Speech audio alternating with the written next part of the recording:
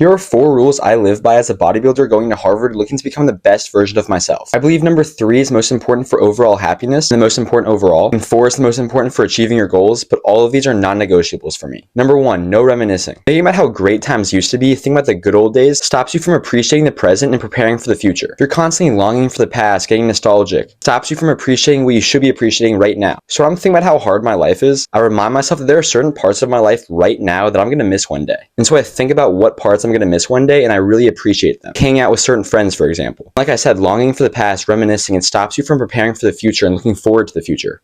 You should be excited. Great times are ahead. What's been in the past is nothing compared to what's coming ahead. Because big things are ahead. You're building a beautiful future. Get excited. So I avoid music and movies and shows that make me nostalgic, that make me long for a better time. It's just not worth it to me. Of course, you can reflect on the past, and I love to think about great times and great memories. Obviously, you have to do that sometimes. But there's a difference between reflecting on and enjoying memories and longing for the memories, reminiscing. Appreciate and enjoy the present and prepare for the bright future ahead. Number 2, no sad music. Music has a huge impact on your mood. Why would I lay in bed rotting, thinking about how terrible my life is, how sad everything is, when I could immediately change my mood by putting on an energizing, happy, hype, upbeat song that gets me out of bed, going out with my friends, working towards my goals, being productive, being happy. I know it's tempting sometimes when you get down to put on some sad music, but that's just going to amplify these negative feelings. Music has a huge impact on your mood. Use it as a tool. Life is hard enough. Don't make it harder on yourself. So when I'm feeling down, I put on some upbeat, happy music and I lock back in. Obviously, there's a time and place to be sad, but I still don't want to add to it with sad music. Number 3, always place the important people and important relationships in your life over your goals. I prioritize my goals over pretty much everything. I get obsessed. However, one thing I'll always prioritize over my goals is the important people and relationships in my life. Because at the end of the day, no matter how much you achieve and how much you succeed, if you're not there for the important people in your life, then what's it all for? You should be doing this for other people. Everyone's there for their people when it's easy. But what really builds bonds and relationships and love, and what it's really all about, is being there for those people when it's hard, when it's a sacrifice. When you're stressed, you're tired, you're busy, that's when you really need to be there for your friends. I hate the advice I hear a lot, which is make sure you're okay first. That seems to be society's idea. Make sure you're good first and then be there for your friends. I completely disagree. Again, what builds relationships is the sacrifice. When you're there for them when it's difficult. Always keep that perspective. Without sacrifice, there is no love. And number 4, only concern yourself with what's in your control. People waste so much time and energy complaining and worrying about things they can't even control. For example, when you walk out of an exam and everybody's stressing over what score they got. What answers did I get right? What answers did I get wrong? What was my score? It's over now. You finished the exam. There's nothing you can do now. What you should be thinking about is what you can control. What are your next steps? Do you have another exam coming up? Study for that. Do you have another goal in mind? Get on that. Worrying about the exam is not going to change it. And this is an example that goes for everything in life. When something bad happens, don't react emotionally. Immediately think, what's in my control? And therefore, what's my next step? Again, what's in my control?